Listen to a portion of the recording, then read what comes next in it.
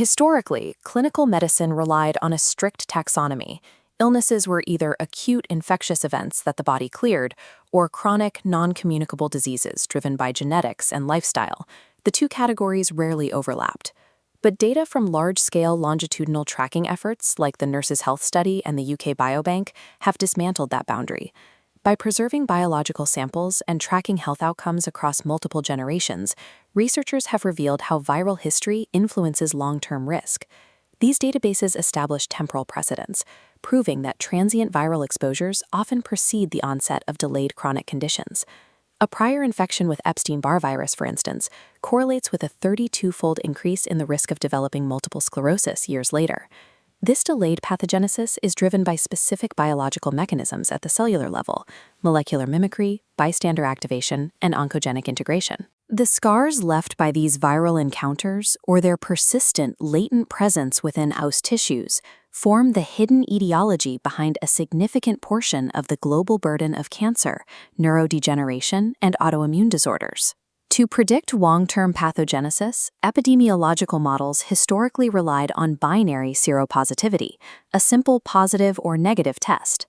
But a single cross-sectional measurement fails to capture the prolonged physiological stress a virus exerts on the host over time. The modern epidemiological standard relies instead on a metric known as viremia copy years, originally developed within the multi-center AIDS cohort study to predict HIV disease progression. This chart shows the relationship between viral load and time. Instead of an isolated cross-sectional test, researchers calculate the area under the curve for plasma viral load over a lifetime. Measuring total duration and intensity of viral replication provides a complete pathological picture. In HIV-infected populations, higher cumulative viremia correlates precisely with increased all-cause mortality, even among patients receiving active and effective antiretroviral therapy. This cumulative metric is no longer restricted to HIV. Researchers are now applying the concept of viral burden to common infections to measure their contribution to systemic inflammation.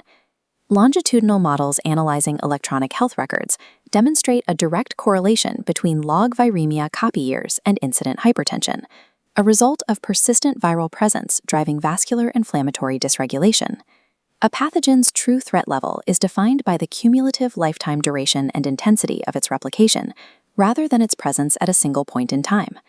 Approximately 12 to 20% of human cancers worldwide are directly attributable to oncogenic viruses. Some of these pathogens, like the hepatitis B and C viruses, primarily induce cancer indirectly within hepatocytes. By maintaining a persistent state of infection in the liver, these viruses provoke chronic immune activation. The host's constant cycle of clearing the virus, which causes tissue death and regeneration, accelerates the likelihood of spontaneous mutations and epigenetic errors. High-risk human papillomavirus, in contrast, utilizes a mechanism of direct insertional mutagenesis. By integrating its genome directly into the host cell's DNA, HPV forces the overexpression of specific viral proteins, notably the E6 and E7 oncoproteins. The E6 oncoprotein binds to p53, the host cell's primary tumor suppressor, targeting it for proteasomal degradation. Simultaneously, the E7 protein inactivates the retinoblastoma protein. This dual inhibition disables the cell's natural mechanisms for halting proliferation and initiating apoptosis. Whether functioning through direct genetic integration or indirect inflammatory injury, oncoviruses promote malignancy by stripping host cells of their DNA-damaged checkpoints and apoptotic capabilities. Autoimmune disorders display a similar pattern of delayed onset. In the case of multiple sclerosis, longitudinal data from over 10 million U.S. military personnel revealed a 32-fold risk increase following seroconversion to the Epstein-Barr virus. This extreme temporal latency is explained by molecular mimicry. This occurs when an invading viral antigen shares sequence or structural similarities with the host's own cellular proteins, causing the immune response to cross-react with healthy tissues. This diagram reveals a known mimicry hotspot within a 47 amino acid stretch of the Epstein-Barr nuclear antigen 1 protein. Specifically, residues 386 to 405 exhibit distinct structural homology to gliocam, a protein found natively in the myelin sheath. In patients who develop MS, antibodies secreted by plasmablasts in the cerebrospinal fluid bind aggressively to both the viral sequence and the host's gliocam sequence simultaneously. Gliocam normally functions as a molecular chaperone for chloride and water channels at the nodes of Ranvier. The cross-reactive immune attack disrupts these channels, resulting in progressive demyelination. In genetically susceptible hosts, a ubiquitous virus like EBV acts as the specific biological trigger that initiates a persistent demyelinating autoimmune cascade. While molecular mimicry relies on precise structural similarities, viral infections also cause damage through a broad, non-antigen-specific mechanism known as bystander activation. During an intense viral infection, the immune system produces a localized cytokine storm, flooding the environment with inflammatory cytokines like interleukin 12, 15, and 18. This graphic shows interleukin 15 binding to receptors on antigen-presenting cells. This chemical signaling stimulates the proliferation of self-reactive CD8-positive T cells without engaging their T cell receptors. These newly activated bystander T cells then release effector molecules, such as granzymes and perforin, destroying nearby healthy host cells regardless of infection status.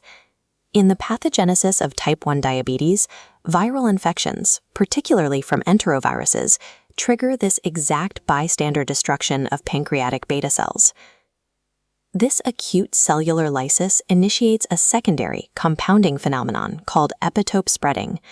As the bystander T cells destroy tissue, sequestered self-antigens, normally hidden from the immune system, are released into the environment.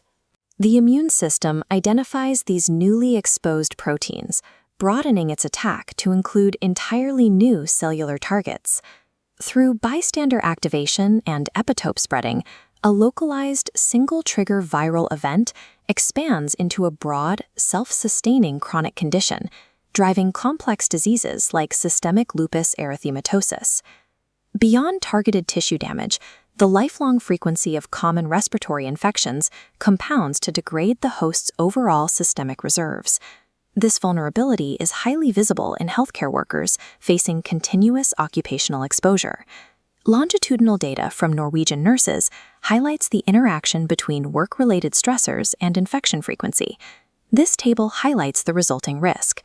Disrupted circadian rhythms and sleep debt dose-dependently elevate infection rates, with significant sleep debt correlating to more than double the odds ratio for contracting pneumonia and sinusitis. While individual colds may be self-limiting, the high frequency of these episodes generates an antigenic overload. This sustained immune activation physically ages the cells, accelerating the attrition of blood telomere length. The primary driver of this systemic immune exhaustion, or immunosenescence, is cytomegalovirus, a common herpes virus that establishes lifelong latency.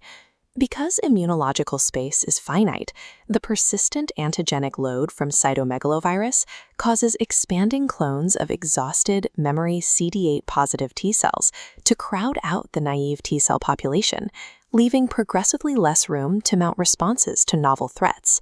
This chronic latency remodels the cellular architecture, leaving older populations devoid of naive immune reserves and severely increasing their vulnerability to neurodegenerative conditions like Alzheimer's disease.